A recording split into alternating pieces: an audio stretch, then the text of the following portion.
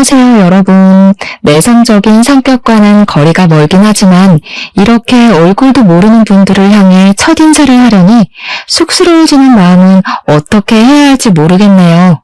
저는 30대 후반을 향해 열심히 달려가고 있는 여성입니다. 가끔은 참 이런 세월을 붙잡고 싶어지는 순간이 문득문득 찾아오게 되네요. 하지만 지나간 시간을 다시 되돌릴 수 있는 방법이 있는 것이 아니니 앞으로의 미래를 생각하면서 살아야 하는 게 맞겠죠? 저는 그렇게 생각합니다. 제가 과거로 돌아가고 싶어 하지 않는 이유는 바로 지금부터 말씀드릴 사건이 제 인생을 뒤흔드는 사건이었기 때문에 다시 겪고 싶지 않아서 돌아가고 싶지 않다는 것입니다. 세상에 이런 인간들이 소설이나 드라마에만 존재하는 게 아니라 진짜로 실존하는구나 하는 것을 느끼게 되었습니다. 너무나도 처참한 과거라고 생각이 들어서인지 사이다 복수를 하긴 했지만 다시 돌아가라고 하면 절대로 돌아가지 않을 것 같아요. 어떤 이야기인지 막 궁금하시죠? 지금부터 저의 기가 막힌 이야기를 시작해 볼 테니 끝까지 집중을 놓치지 말고 따라와 주시면 감사하겠습니다. 평소에 어른들이 왜 서로 수준에 맞는 집이랑 결혼을 해야 한다고 하는지 절실하게 깨닫게 된 사건이 바로 저의 결혼이었습니다. 어릴 때는 누가 잘 살고 못 살면 어때? 서로 돕고 도우면서 화목하게 살면 되지 하고 생각을 했었거든요. 물론 저희 집이 경제적으로 부유한 집안이었기 때문에 그런 안일한 생각을 하게 되었을지도 모릅니다. 저희 어머니는 독일에서 유학을 하던 시절에 요리를 배우기 위해서 유럽에 오셨던 아버지와 눈이 맞아서 결혼을 하게 되셨습니다. 어머니께서는 성악을 전공하셨고 아버지께서는 요리 공부를 마치고 한국으로 돌아오셨는데 그때 이미 저를 독일에서 낳아 키우고 계셨던 상황이었습니다.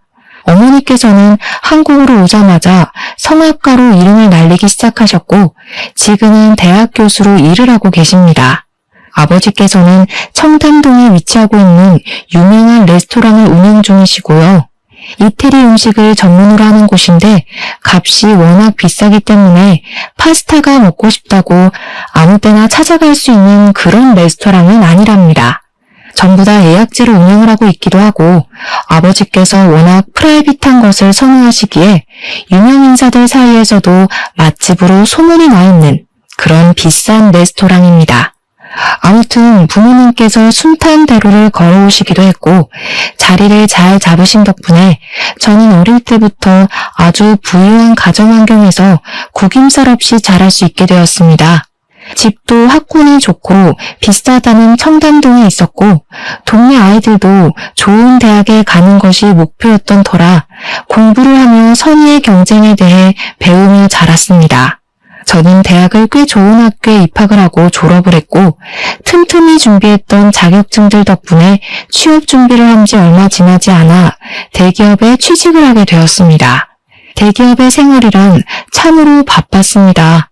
야근도 출장도 그렇고 컴퓨터 앞에서 떠나질 못하니까 몸이 점점 망가지기 시작하더라고요.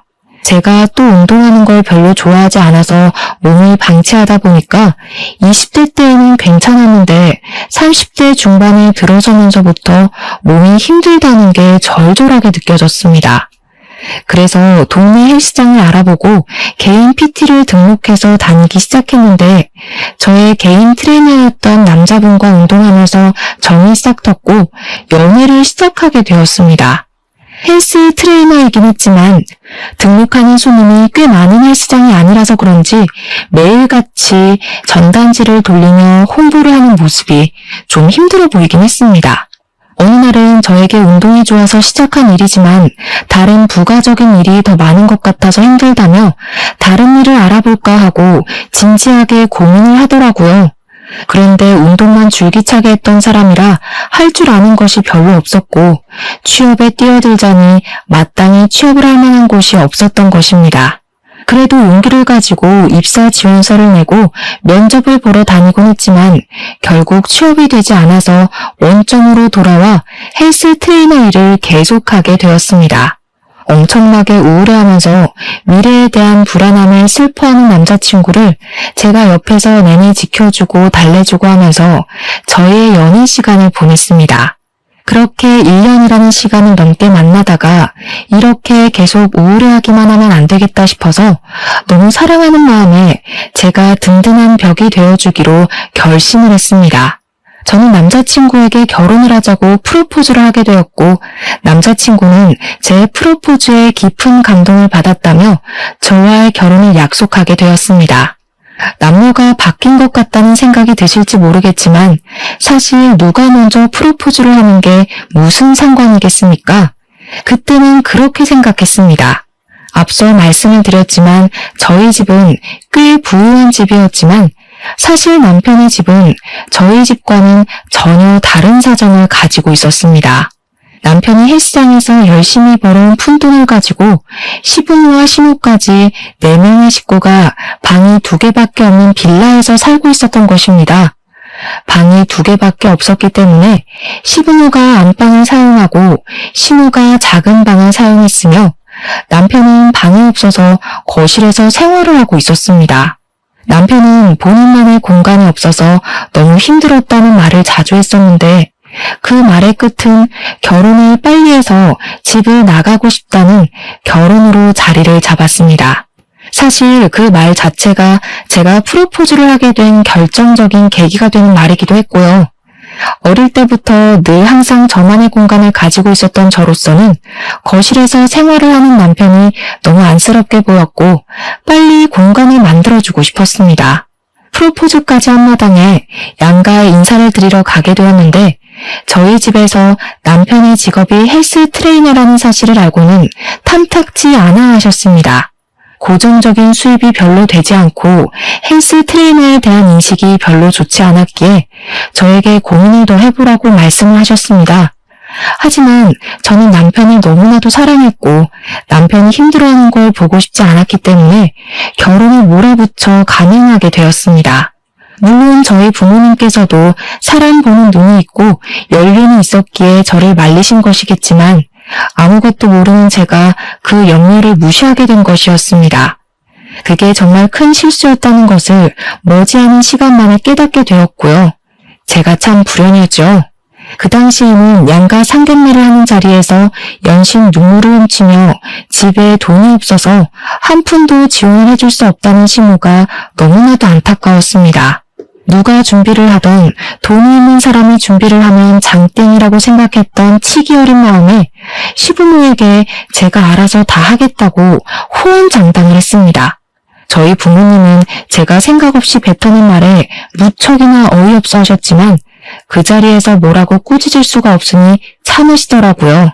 시모는 제 손을 꼭 잡고 부족한 자기 아들을 거둬줘서 고맙다고 잘 지내보자고 몇 번이나 저에게 말씀을 하셨습니다. 시작부터 공이 정방향으로 잘 굴러가는 듯한 느낌을 받아서 너무 행복했습니다. 시모도 저에게 언니가 생긴 기분이라 좋다고 해맑게 웃으면서 말을 하는데 이게 바로 결혼이고 가장과의 화합이구나 하는 생각이 절로 들었습니다. 저에게 친언니처럼 생각하고 따르겠다며 애교를 부리는 어린 시모를 보면서 저와 남편은 훈훈한 분위기를 느꼈지만 우리 부모님만 별로 좋아하지 않으셨습니다. 저는 그냥 별 생각 없이 딸을 시집 보내는 게 서운하셔서 저렇게 표현을 하시나 보다 하고 안일하게 생각했습니다. 집으로 돌아오는데 어머니께서 그런 말씀을 하셨습니다. 그 어린 시모도 너무 가식적으로 웃는 것 같은 느낌이 들고 시부모도 빈대근성이 있는 것 같은데 그래도 이 결혼 꼭 해야겠니? 어머니, 이렇게 짧게 만나보고 어떻게 사람의 본성을 다 파악할 수 있겠어요? 엄마가 오해하는 거예요. 저는 어머니의 생각이 너무 깊은 거라 치부했지만 결혼을 준비하면서 어머니가 하신 말씀이 어떤 뜻인지 조금 느낄 수 있게 되었습니다. 남편과 결혼을 준비하면서 당연히 예물을 골라야 했기에 웨딩 반지를 보러 주얼리숍에 갔는데 시모가 따라온 게 아니겠습니까? 와, 언니, 이거 너무 예쁘다. 이 귀걸이 제가 하면 진짜 예쁘겠죠? 와, 이 목걸이까지 세트인가 봐. 언니, 저 이거 하나만 사주시면 안 돼요? 다이아가 딱 박힌 귀걸이를 골라 잡더니 저에게 사달라고 하는 게 아니겠습니까? 거기가 웨딩 전문숍이라서 그런지 가격도 한두 푼 하는 게 아니었습니다. 제가 신우에게 선물로 줄 만한 가격은 절대 아니었고 평소에 끼고 다닐 수 있는 디자인도 전혀 아니었습니다. 애둘러서 거절을 했는데 신우가 이런 거 하나 못 사주냐 하면서 입을 삐죽이더라고요. 아직 나이가 어리니 뭘 몰라서 그런 거구나 하고 넘겼습니다. 집을 보러 다닐 땐 더 심각하게 신우가 따라붙어서는 집을 둘러보고 있는데 너무 작다며 큰 집으로 이사를 갈 생각은 없냐고 구시렁거리시더라고요.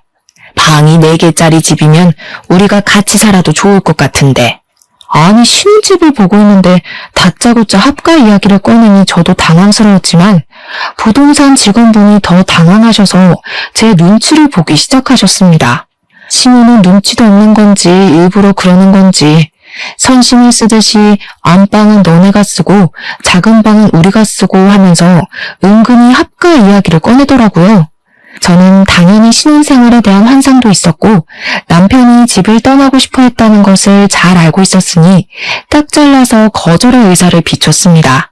어머님, 저희도 신혼인데 부부간에 화합을 해야 하고 합가는 조금 아닌 것 같습니다. 어이구, 나는 너를 딸처럼 생각하기로 했는데 너는 아니구나. 내가 불편하니? 이제 한 가족인데 너무 서운하게 딱 자르는구나. 저는 한숨이 절로 나왔습니다. 가끔은 저를 낳아주신 부모님과 사는 것이 벅차게 느껴질 때도 있는데 남이나 다름없는 시모랑 어떻게 같이 살겠습니까?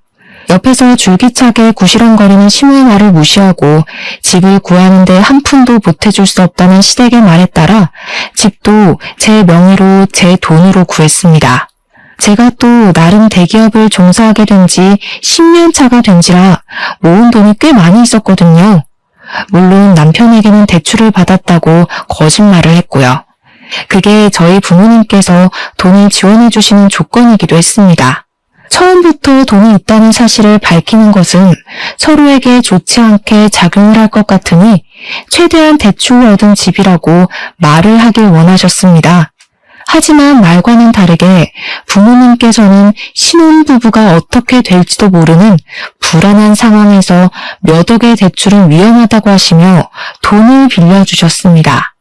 남편은 당연히 제가 은행에서 대출을 받은 줄 알고 앞으로 이자를 어떻게 내야 할지에 대해 고민을 하더라고요. 저는 적당히 장단을 맞추며 남편에게 내 명의로 대출을 받아야 하기 때문에 집 명의도 내 명의로 해야 한다고 속이게 되었습니다.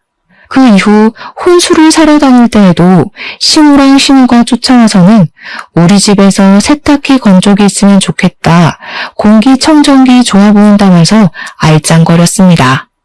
그 말이 저에게 사달라고 하는 말인 걸 알면서도 모른 척했는데 남편이 저에게 슬쩍 그러더라고요. 우리 집 세탁기 15년 된 통돌이인데 매번 거기서 옷 꺼내고 하기가 너무 힘들긴 하더라. 드럼 세탁기 하나 놔두리면 우리 엄마가 좋아할 텐데. 그러면서 제 눈치를 은근히 살피는데 이 남자가 염치가 없다는 생각보다는 귀엽다는 생각이 먼저 들 만큼 제가 남편에게 푹 빠져 있었습니다. 거기다가 직원이 저에게 2개씩 사면 할인을 더 넣어주겠다고 살랑거리는 바람에 시댁에도 세탁기와 건조기를 선물로 놔드리게 되었습니다.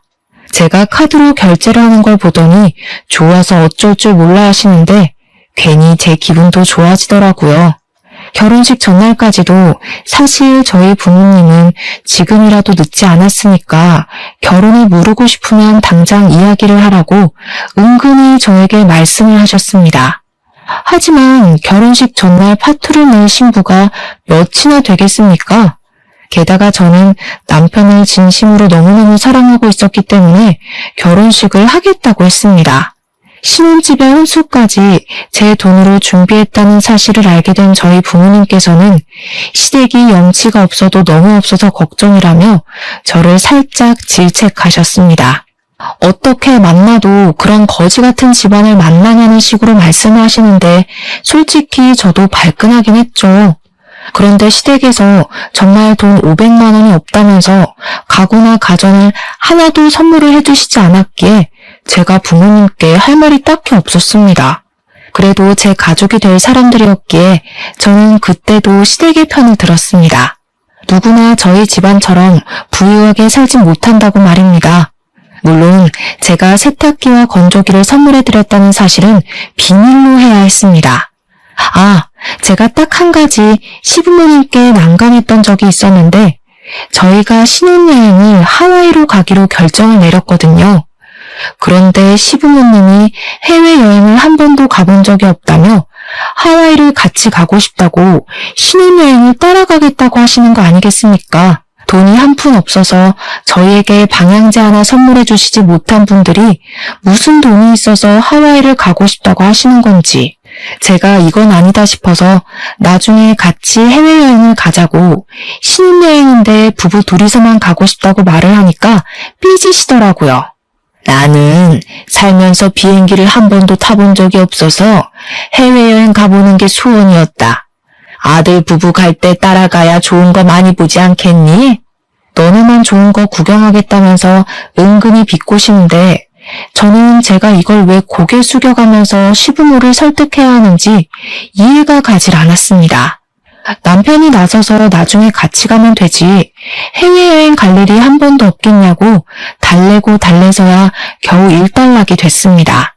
결혼식을 마치고 신혼여행도 잘 다녀온 뒤에 시댁 친정에 인사를 드리러 갔는데 제가 사온 물건을 보더니 시모가 인상을 쓰는 게 아니겠습니까? 언니 대기업에 다닌다면서 선물이 고작 이게 뭐예요? 화장품? 이런 거 말고 나 명품백이나 하나 사주지. 화장품이랑 가방이랑 가격이 같았으면 명품백으로 사드렸겠죠. 신우, 나중에 가방은 신우가 돈 모아서 사요. 우리 애가 돈 모아서 그런 사치품을 사겠니? 누가 선물을 해줘야 쓰는 거지.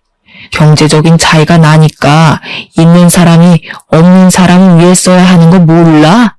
다음에 해외여행을 갈 때엔 내 선물도 비싼 양주를 사오고 우리 딸 들고 다닐 그 명품백인지 뭔지도 하나 사와라. 그래, 우리처럼 이렇게 바라는 바가 확실한 사람이 편하다는 건 살면서 깨닫게 될 거다. 시댁이랑 등져서 좋은 게 뭐가 있니? 이런 말을 면전에서 들었다고 생각해보세요. 제가 진짜 어이가 없어서 할 말을 잃고 가만히 있었습니다. 그랬더니 남편이 옆에서 실실 웃으면서 다음에 해외에 갈 때는 같이 가서 고르자고 자기 취향으로 고르는 게 좋지 않겠냐고 말을 하더라고요. 아니 누구 마음대로 다음에 해외 갈 때 같이 간답니까? 남편이 처음으로 7푼이 8푼으로 보였습니다. 아무튼 신혼생활은 둘이 있을 때는 나름 꿀을 바른 듯 달달했고 시댁 식구가 껴있을 때는 시궁창도 이런 시궁창이 따로 없겠다 싶을 정도로 악몽 같았습니다. 시댁 식구들의 염치가 남에게 다 져버린 수준인지 만나기만 하면 저한테 이거 해달라 저거 해달라 하면서 요구하기 바쁘셨거든요. 세탁기와 건조기를 사드렸던 게 실수였을까요? 그걸로 만족하지 못한 시부모님은 그 좁은 집에 이것저것 많은 가전을 새로 들이기 원하셨습니다. 요즘 설거지만 하면 어깨가 결리고 팔이 아파서 도무지 집안일을 할 수가 없다. 요즘 보니까 그 식기세척기? 그게 사람 손보다 낫다고 하던데. 어머님, 저희 집에도 식기세척기 없어요. 그래? 그럼 우리 집에도 하나 놓고 엄마 아빠 집에도 하나 놓고 2개 살까? 우리 엄마도 주방일 베테랑인데 그거 하나 있으면 좋다고 하잖아. 제가 진심이냐는 얼굴로 남편을 싸늘하게 바라보니까 눈치 없는 우리 남편은 헤헤 웃으면서 뭐가 문제냐는 식으로 저를 바라보더라고요. 정말 이럴 때 보면 머릿속에 뭐가 들었는지 궁금할 정도로 좋게 말하면 천진난만, 나쁘게 말하면 대가리가 텅텅 비어있는 놈 같았습니다. 남편이 한 달에 벌어오는 돈이라고 해봐야 끼케야 250만 원이 안 되거든요. 그것도 고객 유치가 되어야지만 받을 수 있는 돈이었고요. 제가 버는 돈은 400만 원 가까이 되는 돈이었고요. 남편이 고객 유치가 안 되는 달에는 한 달에 180만 원을 겨우 벌까 말까 했어요. 기본급 자체가 애매하다고 생각해야 할 정도였고 영업을 열심히 해야지만 돈을 벌 수 있는 구조였기 때문에 돈이 늘 부족했습니다. 그런데 우리 남편은 저와 결혼을 한 이후에 시댁 살림에 신경을 안 써서 그런 건지 뭔지 쓰는 돈이 점점 늘어나고 있었습니다. 헬스 트레이너들은 유행에 민감해야 한다고 하면서 옷을 어찌나 사입어대는지 집에 택도 안 뜯은 옷들이 수두룩할 정도였습니다. 거기다가 요즘의 영업을 전부 SNS를 통해서 하는 거라며 하루 종일 손에서 휴대폰을 놓지 않고 생활을 하니 얼마나 꼴보기가 싫겠습니까? 하지만 저는 남편을 진심으로 사랑했고 모든 허물을 감싸줄 수 있다고 믿고 있었기 때문에 남편이 하는 행동에 불만을 가지지 않으려고 백방으로 노력을 했습니다. 하지만 그런 마음을 먹기와는 반대로 시댁에서의 염치 없는 행동은 날이 가면 갈수록 도를 지나치고 있었습니다. 어느 날 우리 아버지께서 저에게 전화를 하셔서 너무 오랜만이라 반갑게 받았더니 시작부터 황당함을 감추지 않으시고 말을 하시더라고요. 아버지께서 평소 통화할 때 그런 식으로 전화를 받자마자 이야기하시는 경우가 거의 없기에 저는 무슨 일이냐고 바로 여쭈어 보았습니다. 어제 사돈 어른들이 우리 식당에 찾아와서는 예약도 없이 다짜고짜 식사를 하겠다고 하시는 게 아니겠냐. 거기다가 무슨 친척분들을 죄다 끌고 밥을 달라고 소리를 치는 것도 모자라 내가 평소에 행사 때에만 열어두는 룸에다가 10대 명의 손님들을 모시게 됐지. 사돈 어른들이 코스 요리를 싹 시키시길래 웬일인가 했더니 글쎄 돈도 안 내고 잘 먹었다고 인사만 하고 쑥 사라지는 게 아니겠냐. 내가 황당해서 원. 그렇다고 우리 딸 시집살이 당할까 무서워서 돈 내라고 소리도 못 지르고 된통 당했다. 친척분들까지 싹 끌고 가서는 무전 취식을 했다는 말에 제 얼굴이 다 화끈해지고 있었습니다. 제가 너무 놀라서 시댁에 전화를 하겠다고 하고 아버지와의 통화를 마무리하고는 바로 시모에게 전화를 걸어서 어제 있었던 일에 대해 여쭈어 보았습니다. 정말 친척분들을 죄다 끌고 가서 공짜로 코스 요리를 먹고 온 것이 맞는지 재차 확인을 하는데 시모가 저에게 버럭하시면서 말을 하시더라고요. 그런 걸로 치사하게 돈 내라고 하시든 가족끼리 정도 없이 그거 재료값 얼마나 한다고 돈을 내라고 그러냐? 내가 재료값 드린다고 해. 어머님, 재료값 때문에 이러는 게 아니라는 거 아시잖아요. 저희 아버지께 미리 말을 해주신 것도 아니고 다음부터는 이러지 마세요. 가족 좋다는 게 뭐냐? 이런 일이 있을 때마다 어깨도 살려주시고 하는 거지. 딸 좋다는 거 다 뻥이네 뻥이야. 저희 아버지를 갑자기 거짓말쟁이로 치부하는 것도 어이가 없고 저도 어설프게 대꾸를 했다가는 이런 일이 반복될 것 같아서 세게 말을 했습니다. 어머님, 저희 아버지 식당 정말 고급 식당이라 예약 없이는 갈 수도 없어요.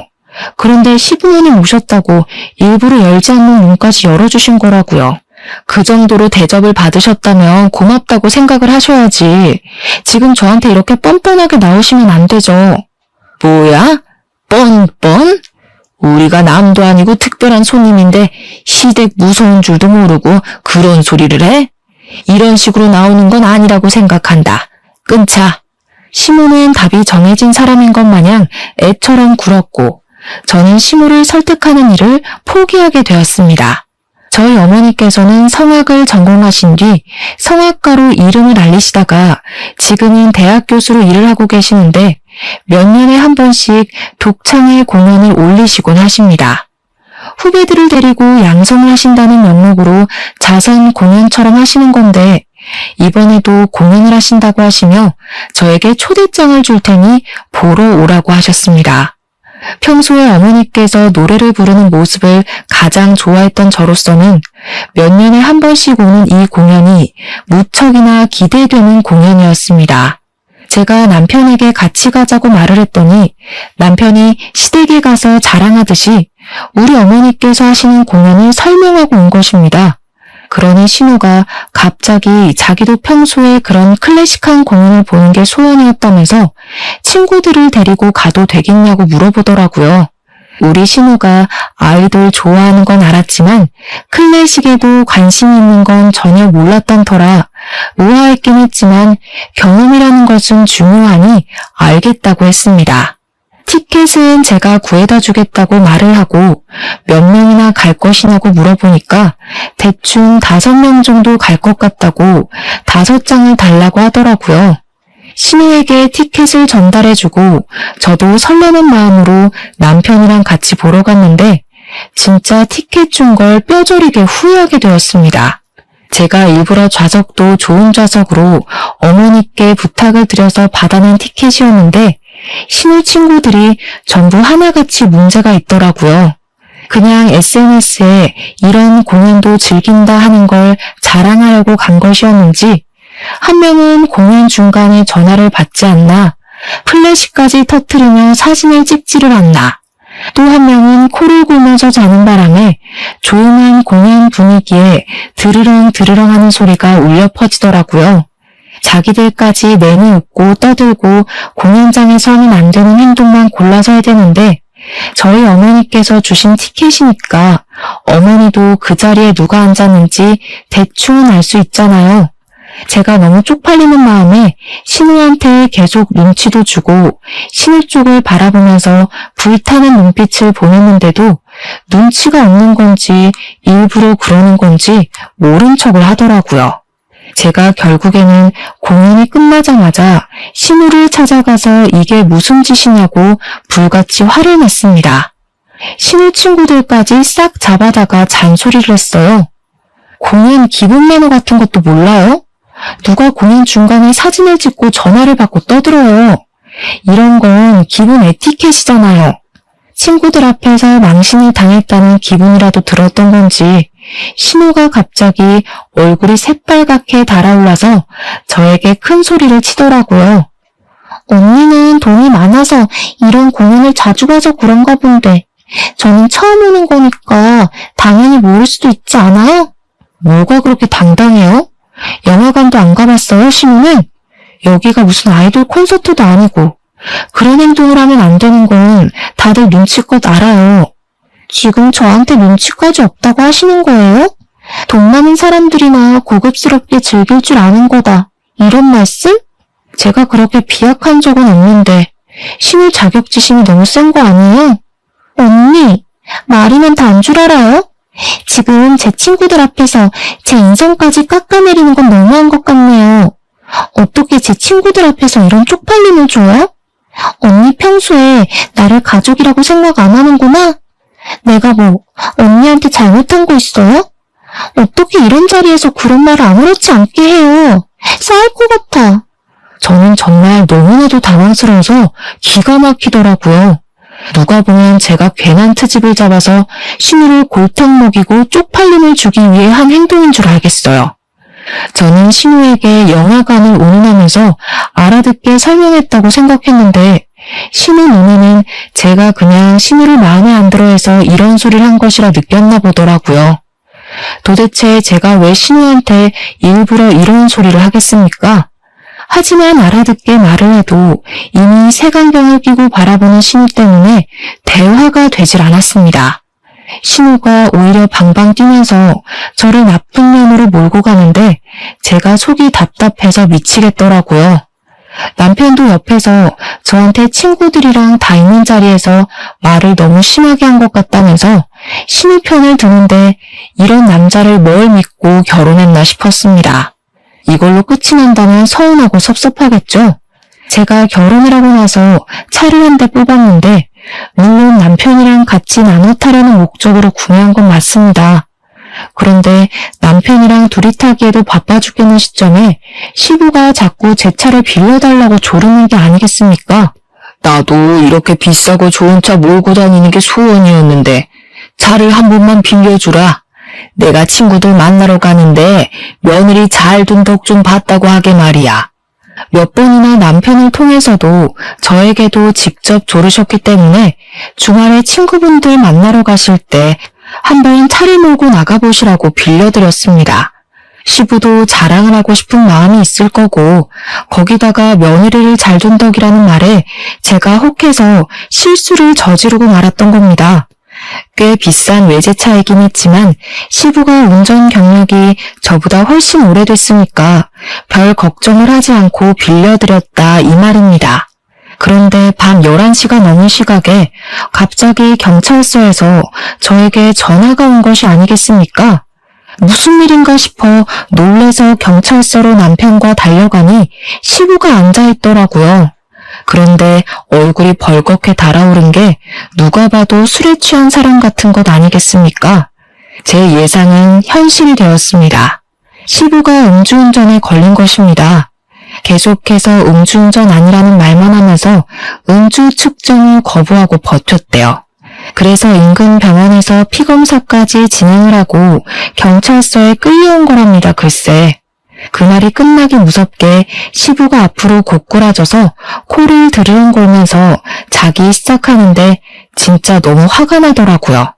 정신 나간 거 아니냐고요. 도대체 남의 차를 끌고 음주운전이라니. 음주운전은 예비 살인자나 다름없는 행동 아닙니까? 만약 누가 어떻게 사고라도 당했으면 어쩌려고 그런 짓을 하는 건지 너무 화가 나니까 잠든 시부에게 욕을 퍼붓고 있더라고요, 제가. 경찰서 유치장 바닥에 누워서 담요 하나 걸치고 잠을 자고 있는데 세상에 미친놈이 이런 미친놈이 따로 없구나 하는 생각이 들었습니다. 저는 경찰서에서 몇 번이나 쪽팔림을 감수하고 사죄를 드렸고 제 차를 가져가겠다고 하니까 경찰이 무표정하게 말을 하더라고요. 그 차 사고 났어요. 차선 변경 무리하게 하다가 옆 차들이 받고 가드레일 받고 이거 수리비도 꽤 나오겠던데. 아무튼 차가 굴러갈 수 있는 상황이 아니라서 레카가 와서 끌고 갔으니까 저기 공업사 가서 확인해 보세요. 진짜 그 순간 저도 모르게 육성으로 연병이라는 말이 절로 나오더라고요. 제가 인상 팍팍 쓰면서 욕을 하자마자 남편이 옆에서 움찔거리는데 그 모습까지도 너무 찌질하게 보였습니다. 술에서 조금 깬 것인지 잠에서 깬 시부가 춥다면서 옷 좀 가지고 오라고 하는데 한숨이 절로 나오는 상황이었습니다. 면허 취소는 당연한 거고 벌금도 당연한 거고 사고 차량 수리비에 부서진 가드레일 비용까지 청구하겠다는 상황에서 시부가 술이 좀 깼는지 저를 보고 당당하게 말을 하더라고요.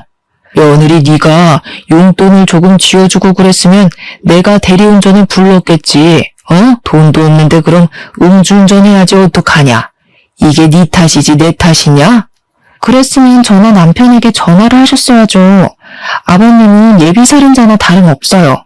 하늘 같은 시아비한테 뭐가 어쩌고 어째? 예비살인자? 네가 용돈을 안 줘서 이렇게 된 거라고.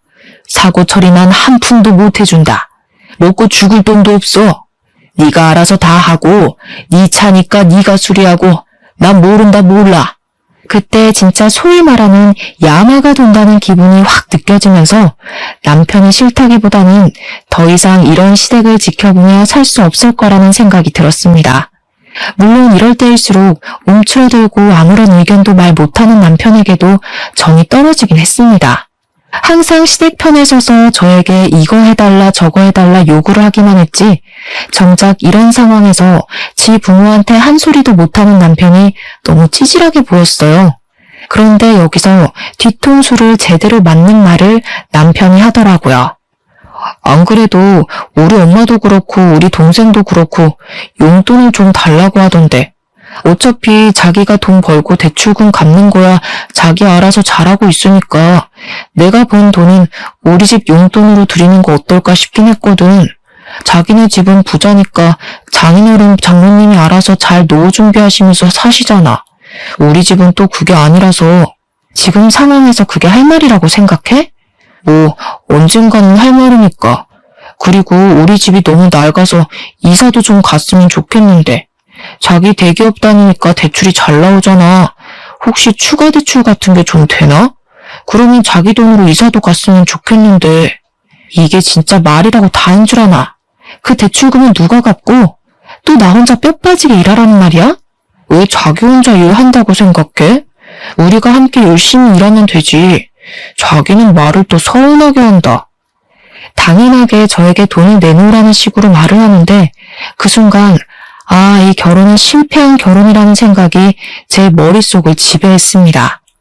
이대로 가다가는 영영 시댁의 노예로 살게 될 것이 자명했기에 저는 부모님의 마음을 10분 이해할 수 있었고 동시에 이혼을 하겠다는 결심을 하게 되었습니다. 염치도 없고 눈치도 없는 남편. 저만 보면 돈 외쳐대는 시대까지 이대로 살면 안 되겠다 싶어서 저희 부모님께 이혼을 하겠다고 죄송하다고 말을 했습니다. 처음에는 저희 부모님께서도 한숨을 쉬시며 잔소리를 하려고 하시다가 제 의견을 지지해 주시겠다고 하시며 변호사를 선임해 주냐고 물어보시더라고요. 제가 곱게 이혼을 해주면 제 속만 골맬 게 분명했기에 저는 그동안 당한 것들을 모두 깔끔하게 복수로 되돌려주기로 마음을 먹었습니다. 저는 제일 먼저 한 행동이 차량 수리비부터 시작해서 상대방 병원비에 보상금 벌금까지 싹 다 종합해서 시댁에 청구를 했습니다. 운전은 제가 한 것이 아니었고 일일 보험이라는 것을 가입해 두었기 때문에 법적으로 제가 물어내지 않아도 된다는 것을 변호사를 통해 확인을 받았습니다. 변호사의 상황을 전부 정리했고 시댁에 보상 청구 소송을 진행하는 것으로 결론을 내렸습니다. 하지만 이건 당연하게 해야 할 일인 거지 복수가 아니지 않겠습니까? 저는 시댁의 거지 근성을 이용해서 통쾌한 복수를 해주기로 계획을 짰습니다. 제가 소송을 걸었다는 사실을 모르는 시댁 식구들에게 여행을 보내주겠다고 말을 했습니다. 해외여행을 보내주는 거냐며 면세점 쇼핑이라도 해야겠다고 신우가 엄청 신이 나서 말을 하는데 제가 정신 나갔다고 복수에 그 큰 돈을 쓰겠습니까? 제가 일이 바빠서 이번에는 같이 갈 수 없으니 국내 여행을 다녀오라고 기차표도 다 끊어놨다고 말을 했습니다. KTX를 타고 부산이라도 다녀오라며 최고급 호텔도 잡아놓겠다고 시댁 식구들을 꼬셨고 그게 어디냐면서 다들 신나서 준비를 하더라고요. 해외를 보내주지 않는다고 신우의 입이 뾰루통하게 나왔지만 제가 최고급 호텔 이야기를 꺼내니까 입을 쏙 집어넣더라고요. 그렇게 무궁화호 기차를 끊어놓고는 사실은 KTX를 끊어놓은 척 티켓을 위조해서 시댁 식구들에게 보냈습니다. 제가 숙소도 최고급 호텔을 잡았을 리가 없잖아요. 인터넷에 수소문을 해서 알아본 여인숙 같은 침대도 없는 그런 숙소를 예약했습니다. 마치 고급져 보이는 호텔인 것 마냥 숙소 내역도 포토샵을 통해서 수정을 해서 5성급인 척 꾸며서 보냈습니다. 무궁화호를 타면 기차만 5시간 이상을 타야 하는 거 아시죠? 그래서 시댁 식구들이 서울역에 가서 KTX를 타고 가는 줄 알고 신나 있을 동안 저는 용달을 불렀습니다. 우리 집에 있는 남편의 짐을 모조리 다 빼서 시댁에다가 옮겨놓고 시댁을 찾아가서 제가 사준 세탁기와 건조를 중고 매장에 냅다 팔아버렸습니다. 솔직히 치사하다고 생각하실지 모르겠지만 제가 내 돈으로 사준 물건이니까 소유권도 당연히 저한테 있다고 생각했습니다. 그 집에 제 돈으로 산 물건이 하나도 없길 바랬거든요. 제가 신우에게 선물해준 화장품까지 하나하나 다 챙겨서 제 돈으로 산 물건을 버리거나 제가 챙겨오거나 중고 거래로 팔았습니다. 저는 바로 부동산에 들러서 집도 내놓고 제 짐까지 싹 빼서 친정으로 옮겼습니다. 그런 일을 벌이는 사이에 시댁에서는 KTX 티켓이 아니라면서 무궁화호 티켓이라고 난리가 난 것이 아니겠습니까? 어떻게 예약을 했길래 티켓이 이렇게 실수가 날 수 있냐고 저를 질책하길래 저는 시댁 식구들을 가만히술로 꼬셨습니다. 제가 티켓을 잘못 봤나 봐요. 이상하네, KTX였는데. 그래도 숙소는 딱 우리 시댁 식구들에 맞춰서 준비했으니까 즐겨주세요. 제가 짐 정리를 미리미리 해놔서 그런지 시댁 식구들이 여인숙 주소 앞에 도착했을 때 어느 정도 짐 정리가 다 된 상태였습니다. 당연히 최고급 호텔만 생각하고 여인숙 주소 앞에 선 시댁 식구들은 숙소의 상태를 보고 저에게 화가 머리끝까지 나서 전화를 했더라고요. 숙소 5성급 호텔이라고 안 했어? 우리 식구들을 위해 준비했다며. 맞아. 당신네들한테는 딱 그 숙소가 최고 아니야? 잘 어울려. 거지 근성에 딱 맞춰서 구한 건데. 뭐? 거지 근성? 너 지금 말 다 했어? 정신 나간 거야? 정신 안 나갔는데? 지금 나 완전 제정신이야. 그리고 너무 안성맞춤 아니야? 언니, 이게 무슨 짓이야, 진짜. 나 친구들한테 5성급 호텔 간다고 자랑 다 해놨는데 어떻게 책임질 거야? 지금 시댁 식구들을 무시하는 게야? 시집살이 제대로 한번 시켜줘.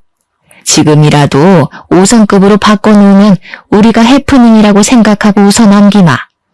저는 쉴 새 없이 떠드는 그들의 입을 제대로 막아주겠다고 결심했습니다. 내 차 수리비 1,200만 원, 상대방 차 수리비 800만 원, 음주운전 벌금 1,000만 원, 거기다가 내 정신적 피해 보상비에 차량 렌트비, 가드레일 수리비, 제가 하나하나 다 받아낼 테니 앞으로 소송 준비 잘 하시고요. 제가 선물해드린 가전들과 생필품들은 제가 다시 가져가도록 할게요. 그래도 그건 제가 처음에 좋은 마음으로 선물을 해드린 거니까 새거 값으로 받지 않는 걸 고맙게 생각하세요. 아, 그리고 여보, 우리 집 부동산에 내놨어. 짐은 다 시댁으로 돌려놨고. 그리고 내 카드 그거 정지시켜서 안 긁힐 거야. 돈은 좀 넉넉하게 들고 부산으로 갔길 바래. 쉬지 않고 와다 쏟아내니 시댁 식구들이 입을 싹 다물더라고요. 남편만 분한지 야야하면서 저를 불러대는데 마지막 쐐기를 박았습니다. 아마 지금 집에 가면 이혼 소송장이 도착해 있을 거야. 꼼꼼하게 읽고 위자료 준비 잘해. 그러고는 통쾌한 마음에 팔짝팔짝 뛰면서 전화를 차단해버렸습니다. 그 이후에 서울에 돌아오려고 기차표를 끊는 건지 뭔지 카드 알림이 엄청나게 도착하더라고요. 근데 제가 카드를 정지시켜버렸잖아요. 결제 실패 메시지가 몇 개가 오던지 어이가 없어서 정지해놨다고 말을 했는데도 멍청한 짓을 반복하더라고요. 아무튼 그날 저녁 늦은 시간에 어떻게 서울까지 오긴 왔는지 친정집으로 시댁 식구들이 전부 다 찾아왔더라고요. 사돈댁은 자식 교육을 어떻게 시켰길래 이혼이 애들 장난입니까? 예? 시댁이 우습답니까? 이건 뭐 인성교육이 아주. 아줌마, 지금 말 다 하셨어요? 남의 부모한테 자식 교육 운운하기 전에 먼저 자기 자신을 돌아보세요. 자기들은 아주 거지근성으로 키워놓고 누가 누구 보고? 자식 교육, 인성 교육이라는 말에 우리 어머니께서 화가 잔뜩 나셨는지 정말 저는 태어나서 우리 어머니께서 욕을 하시는 걸 들어본 적이 없거든요. 진짜 교양이 넘치시는 분이라 손찌검도 안 하시는 분인데 우리 어머니께서 시모의 머리채를 확 잡아뜯는 게 아니겠습니까? 저랑 아버지랑 진짜 둘 다 너무 놀라서 말리지도 못했어요. 시모는 머리채가 잡혀서 이리저리 끌려다니다가 결국 바닥에 내동댕이 쳐졌습니다. 이 정신 나간 년이 지금 뭘 하는 거야? 누가 누구 보고 인성교육을 가지고 난리야? 이 쓰레기 같은 집안. 지금 내 머리카락 다 뜯어놓은 거 후회할 거야. 고소를 할 거야. 너네 다 콩밥 먹일 거야. 그러든지 말든지. 주거 침입으로 신고하기 전에 당장 우리 집에서 나가지 못해? 내가 걸어둔 소송 준비나 잘해. 끽해봐야 머리카락 뜯긴 걸로 무슨. 그 뒤로 이혼 소송은 당연히 급물살을 타고 진행이 되었고 남편 측은 제가 걸어놓은 손해배상 청구 소송 때문에 정신을 놓게 되었습니다. 저의 회사며 집이며 찾아와서는 집 팔아봐야 벌금 내고 뭐하고 하면 돈 한 푼 안 남는다고 한 푼만 봐달라고 온 가족이 울면서 사정사정을 하더라고요. 저는 그런 그들을 내려다보며 비웃어줬습니다. 우리 집 팔면 정말 오갈 곳도 없어. 우리 아빠 가게에서 밥 처먹고 간 친척들은 어디 갔대? 어떻게 그 사람들한테 신세를 줘. 제발 한 번만 봐주라. 너네 집 잘 살잖아. 이거 푼돈이잖아. 세상에 몇 천만 원을 푼돈인 사람이 어디 있니? 이런 한 장까지도 악착같이 받아낼 테니 그런 줄 알아. 멀어지는 제 뒤에서 울고불고 소리를 질러대는데 아주 속이 시원했습니다. 그 뒤로 유능한 우리 변호사님 덕분에 이혼 소송은 완벽하게 나무로 갈라지는 걸로 마무리됐고 손해배상에 대한 소송은 아직 진행 중에 있습니다. 조만간 결과가 나올 거라고 예상하고 있는데 도대체 얼마나 더 거짓골이 될지 궁금해 죽겠습니다. 제가 손해배상 청구를 신청한 금액이 어마어마하다 보니 시댁에서는 집까지 팔았다고 지금은 오갈 곳이 없어서 폐지를 주어야 한다고 하더라고요. 하루 벌어 하루 먹고 사는 처지가 되고 나니 저에게 찾아와 적당히 합의를 해줄 수 없냐고 물어보는데 제가 그들의 처지를 불쌍하게 생각할 필요가 있을 리 없죠. 울고불고 비는 꼴이 얼마나 우습고 초라하던지 제 발밑에서 벌벌 기는 그 사람들의 앞에 살포시 5만 원짜리 한 장 던져줬습니다. 그 돈으로 라면이라도 사 먹으라고 하니 부들부들 떨면서도 그 돈을 소중하게 챙겨가는데 웃음이 터져서 혼이 났습니다. 공짜 좋아하고 남의 돈을 자기 돈처럼 물 쓰듯이 쓰던 멍청한 인간들이 결국에는 이런 결말을 맞이하게 됐다는 게 통쾌할 따름이랍니다. 여러분, 인생사는 세우지마라고 말을 하잖아요. 저에게 딱 어울리는 말이 아닐까요? 기쁘고 행복한 시간이 있다면 힘든 일이 그만큼 따를 수도 있다는 말이죠.